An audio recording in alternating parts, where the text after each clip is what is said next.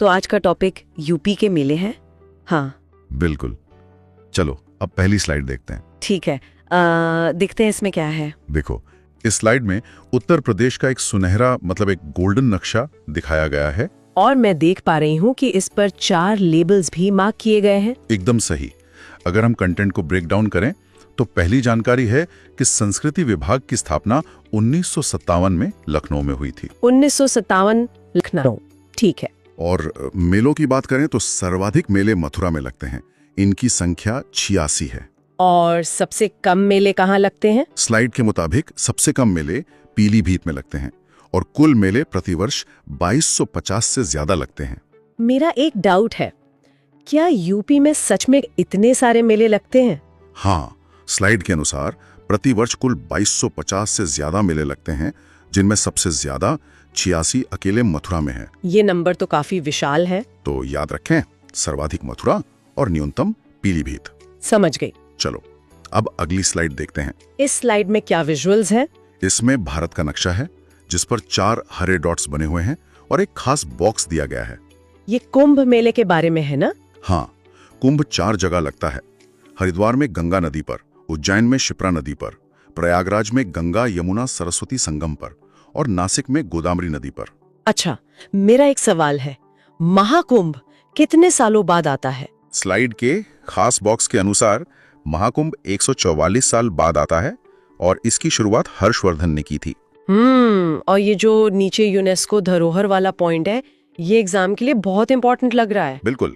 Slide में स्पष्ट लिखा है कि इसे 2017 में यूनेस्को धरोहर का दर्जा मिला। ये प्रीलिम्स के लिए सीधा सवाल है। 2017 का यूनेस्को टैग याद रहेगा। तो इस स्लाइड का टेक अवे है 4 नदियां, 4 शहर और 2017 का यूनेस्को टैग। एकदम क्लियर। चलो अब अगली स्लाइड देखते हैं। बनारस के बारे में है ये। हाँ, इसमें वाराणसी क्षेत्र पर फोकस करते हुए 4 बॉक्स दिखाए गए हैं। कौन कौन से उत्सव हैं इसमें? पहला है गंगा महोत्सव, जो संस्कृति और संगीत से जुड़ा है। दूसरा है ध्रुपद मेला, जो तुलसी घाट पर होता है और शास्त्रीय संगीत के लिए जाना जाता है। और बाकी 2? तीसरा है देव दीपावली, जो कार्तिक पूर्णिमा को मनाई जाती है और इसमें लाखों दिए जलते हैं। इंटरेस्टिंग। और चौथा है नकटैया मेला। नकटैया मेला, ये नाम थोड़ा अलग है। नकटैया मेले का क्या विषय है? स्लाइड में साफ लिखा है कि ये चेतगंज में होता है और रामायण के शूरपणखा प्रसंग से जुड़ा है। शूरपणखा प्रसंग, तभी इसका नाम नकटैया है। बिल्कुल। तो वाराणसी के इन मेलों में देव दीपावली और नकटैया विशेष हैं। आगे बढ़ते हैं। चलो अब अगली स्लाइड देखते हैं। ये तो आगरा की स्लाइड लग रही है। हाँ, इसके बीच में ताजमहल का आइकॉन है और 4 मेले मार्क किए गए हैं। इसमें ताज महोत्सव तो होगा ही। सही कहा। ताज महोत्सव फरवरी में शिल्पग्राम में लगता है। दूसरा है बटेश्वर मेला, जो यमुना तट पर लगने वाला पशु मेला है। और तीसरे नंबर पर क्या है? तीसरा है सुलह कुल उत्सव और चौथा है कैलाश मेला, जो सावन के तीसरे सोमवार को सिकंदरा में लगता है।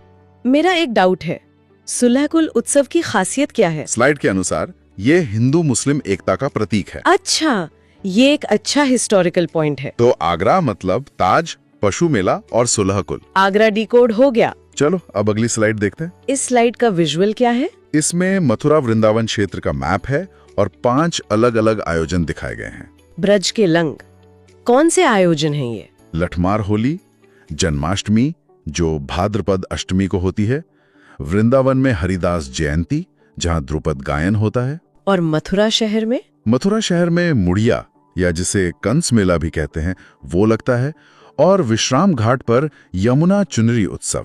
एक डाउट जो हमेशा आता है, लठमार होली कब और कहाँ होती है? स्लाइड में साफ है कि ये बरसाना और नंदगांव में फाल्गुन माह में होती है। बरसाना और नंदगांव फाल्गुन के महीने में। तो ब्रज क्षेत्र में फाल्गुन से भाद्रपद तक हर उत्सव खास है। बिल्कुल। चलो अब अगली स्लाइड देखते हैं। ये अवध क्षेत्र की स्लाइड है।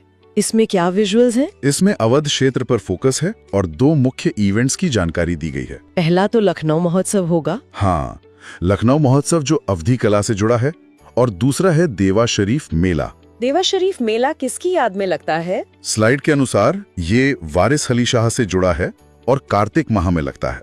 इसकी खासियत है हिंदू मुस्लिम सद्भाव। और ये जो लखनऊ महोत्सव के साथ यूनेस्को गैस्ट्रोनॉमी लिखा है, ये एग्जाम के लिए इम्पोर्टेंट लग रहा है। सही पकड़ा, ये एक विशेष तथ्य है जो सीधा परीक्षा में आ सकता है। गैस्ट्रोनॉमी यानी खान पान से जुड़ा यूनेस्को टैग तो अवध में कला और सद्भाव का बेहतरीन संगम है। एकदम स्पष्ट है। चलो अब अगली स्लाइड देखते हैं। अब हम पश्चिमी यूपी आ गए हैं। मैप पर क्या दिख रहा है? इसमें पश्चिमी यूपी के 3 शहरों सहारनपुर, मेरठ और हापुड़ को पॉइंटर से दिखाया गया है। तो मेरठ में कौन सा मेला है? मेरठ में नौचंदी मेला लगता है। ये होली के बाद होता है और नवचंदी मंदिर तथा बाले मियाँ की मजार से जुड़ा है। और सहारनपुर? सहारनपुर में शाकुंभरी देवी का मेला लगता है। ये नवरात्रि के समय साल में 2 बार होता है। और हापुड़ में? हापुड़ में गढ़मुक्तेश्वर मेला लगता है। मेरा एक सवाल है, मिनी हरिद्वार किसे कहते हैं? गढ़मुक्तेश्वर मेले को मिनी हरिद्वार कहते हैं, जो कार्तिक पूर्णिमा को लगता है। गढ़मुक्तेश्वर यानी मिनी हरिद्वार। तो पश्चिमी यूपी में मेरठ, हापुड़ और सहारनपुर की ये मेले बहुत प्रसिद्ध हैं। आगे चलते हैं। चलो अब अगली स्लाइड देखते हैं। ये पूर्वांचल क्षेत्र है, इसमें कौन से बॉक्स हैं? इसमें गोरखपुर, बलिया और अंबेडकर नगर के 3 बॉक्स हैं। कंटेंट में क्या जानकारी है? गोरखपुर में मकर संक्रांति पर गोरखनाथ मंदिर में खिचड़ी मेला लगता है, बलिया में ददरी मेला लगता है और अंबेडकर नगर आजमगढ़ सीमा पर गोविंद साहब मेला। ददरी मेले की मुख्य बात क्या है? स्लाइड के अनुसार ये एक पशु मेला है जो भृगु ऋषि से जुड़ा है। अच्छा, बलिया का ददरी एक पशु मेला है। तो मकर संक्रांति की खिचड़ी और ददरी का पशु मेला पूर्वांचल की पहचान है। ये भी क्लियर हो गया। चलो अब अगली स्लाइड देखते हैं। अब बुंदेलखंड का मैप है, इस पर क्या पॉइंट किया गया है? बुंदेलखंड के मैप पर 4 महोत्सव पॉइंट किए गए हैं। वो 4 महोत्सव कौन से हैं? पहला है झांसी महोत्सव, जिसे आयुर्वेद महोत्सव भी कहते हैं। दूसरा है मौरानीपुर का जल विहार मेला। और बाकी 2? महोबा का कजली महोत्सव और कार्तिक पूर्णिमा पर कालिंजर दुर्ग में लगने वाला कालिंजर मेला। कजली महोत्सव का संबंध किससे है? स्लाइड में स्पष्ट है कि इसका संबंध महोबा से है और ये आला उदल की वीरता और कीरत सागर से जुड़ा है। आला उदल की वीरता, बहुत बढ़िया। तो बुंदेलखंड के मेले वीरता और प्राचीन किलों का इतिहास बताते हैं। बिल्कुल। चलो अब अगली स्लाइड देखते हैं। ये रोहेलखंड और मध्य क्षेत्र का मैप है, इसमें कौन से मेले हैं? इसमें फर्रुखाबाद, बहराइच और शाहजहांपुर के 4 मेले मैप पर दिखाए गए हैं। फर्रुखाबाद में कौन सा है? फर्रुखाबाद में कंपिल महोत्सव है और गंगा तट पर रामनगरिया मेला है, जिसे मिनी कुंभ कहते हैं। और बहराइच में? बहराइच में गाजी मसूद की दरगाह पर सैयद सालार मेला लगता है और शाहजहांपुर में ढाई घाट मेला। मेरा डाउट कंपिल महोत्सव को लेकर है, ये किस धर्म से जुड़ा है? स्लाइड में साफ लिखा है कि ये जैन धर्म से जुड़ा है। जैन धर्म से, याद रहेगा। तो रोहिलखंड में दरगाह से लेकर गंगा तट तक विविधता है, काफी डाइवर्सिटी है यहाँ। चलो अब अगली स्लाइड देखते हैं। अब क्या मार्क किया गया है? इस स्लाइड में अयोध्या, सीतापुर, चित्रकूट और कासगंज को मार्क किया गया है। ये रामायण और पौराणिक मेलों की स्लाइड है। अयोध्या में तो रामनवमी मेला होगा। हाँ, अयोध्या में रामनवमी या रामायण मेला है। चित्रकूट में भी रामायण मेला लगता है। सीतापुर में क्या है? सीतापुर के नैमिषारण्य में 84 कोस की परिक्रमा का मेला लगता है और कासगंज में सोरो मेला। सोरो मेला का पौराणिक महत्व क्या है? स्लाइड के मुताबिक ये वराह अवतार और पृथ्वी उद्धार से जुड़ा है। वराह अवतार से जुड़ा है, बहुत ही पौराणिक जानकारी है। तो ये सभी मेले सीधे हमारे पौराणिक आख्यानों से जुड़े हैं। बिल्कुल। चलो अब अगली स्लाइड देखते हैं। विजुअल्स थोड़े अलग लग रहे हैं इस बार। हाँ, इसमें मैप के साथ पेंट ब्रश और स्टेंसिल जैसे कुछ चित्र बने हैं और 4 लोक कलाएं दी गई हैं। कौन कौन सी लोक कलाएं हैं? पहली है चौक पूर्णा, जो फर्श की कला है और इसमें आटा और हल्दी का उपयोग होता है। दूसरी है गोदना, जो शरीर पर टैटू बनाने की जनजातीय कला है। और तीसरी है सांझी कला और चौथी है पूर्वांचल की सोन रखना, जो शिशु जन्म या विवाह के समय की जाती है। सांझी कला में किस चीज का इस्तेमाल होता है? स्लाइड बताती है कि ये मथुरा और ब्रज की कला है और इसमें कागज के स्टेंसिल का उपयोग होता है। कागज के स्टेंसिल, अच्छा। तो यूपी की लोक कलाएं रोजमर्रा के जीवन का सुंदर हिस्सा हैं। सही कहा। चलो अब अगली स्लाइड देखते हैं। अब हम पक्षी विहारों पर आ गए हैं। नीले और हरे पक्षियों के आइकन दिख रहे हैं। हाँ, इस स्लाइड में 3 प्रमुख पक्षी विहारों की जानकारी है। पहला कौन सा है? उन्नाव में नवाबगंज या आजाद पक्षी विहार है, जो 1984 में बना पहला पक्षी विहार है। फिर है लाख बहोशी, जो सबसे बड़ा है और इत्र नगरी में है। और तीसरा है एटा का पटना पक्षी विहार। सबसे छोटा पक्षी विहार कैसे याद रखें? स्लाइड में ट्रिक दी है। ईट जैसा छोटा, ईट यानी एटा, जहां पटना पक्षी विहार है। ईंट जैसा छोटा, ये ट्रिक तो बड़ी आसान है। तो प्रथम, सबसे बड़ा और सबसे छोटा, ये तीनों बहुत महत्वपूर्ण हैं। एकदम पक्के हो गए ये तीनों। चलो अब अगली स्लाइड देखते हैं। इसमें भी पक्षी विहार है? हाँ, मैप में 4 और पक्षी विहार दिखाए गए हैं जिनमें याद करने की ट्रिक्स भी हैं। कौन कौन से? हरदोई में सांडी पक्षी विहार है, मैनपुरी में समान पक्षी विहार है, गौतम बुद्ध नगर में ओखला पक्षी विहार है और अलीगढ़ में शेखा झील है जो प्रवासी पक्षियों के लिए है। सांडी और समान पक्षी विहार के लिए क्या ट्रिक दी गई है? स्लाइड के अनुसार सांडी के लिए ट्रिक है सांड बराबर हार्ड यानी हरदोई, और समान के लिए ट्रिक है मैं बराबर समान यानी मैनपुरी। सांड बराबर हार्ड हरदोई, ये भी अच्छी ट्रिक है। इन ट्रिक्स से परीक्षा में सही उत्तर खोजना आसान हो जाएगा। हाँ, ऑप्शंस देखते ही क्लिक कर जाएगा। चलो अब अगली स्लाइड देखते हैं। इस स्लाइड में क्या है? इसमें पूर्वी क्षेत्र और बुंदेलखंड के 4 पक्षी विहार और उनकी ट्रिक्स दी गई हैं। वो 4 कौन से हैं? संत कबीर नगर में बखीरा पक्षी विहार, रायबरेली में समसपुर, गोंडा में पार्वती अर्गा और महोबा में विजय सागर। रायबरेली के पक्षी विहार को कैसे याद रखें? स्लाइड में बेहतरीन ट्रिक है। समस्या में रायलो यानी समसपुर पक्षी विहार रायबरेली में है। समस्या में रायलो।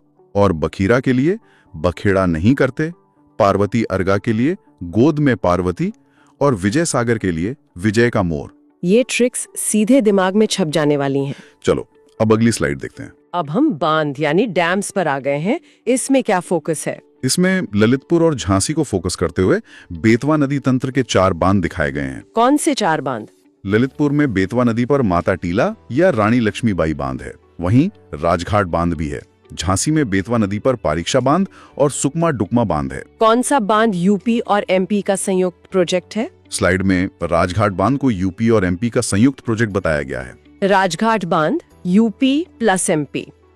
तो बेतवा नदी पर ललितपुर और झांसी के ये बांध भूगोल के मुख्य हिस्से हैं। आगे बढ़ते हैं। चलो अब अगली स्लाइड देखते हैं। इस मैप में भी डैम्स के आइकन हैं। हाँ, इस मैप में 4 बांध डैम के आइकन के साथ दर्शाए गए हैं। ये पूर्वांचल और विंध्य क्षेत्र के होंगे? बिल्कुल।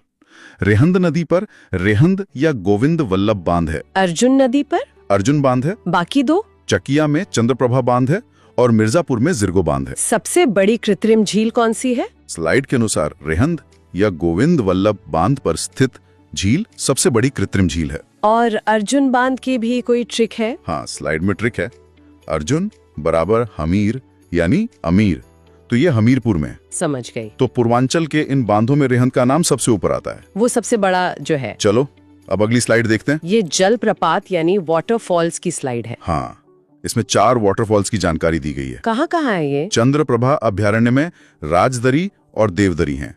चित्रकूट में शबरी जलप्रपात है।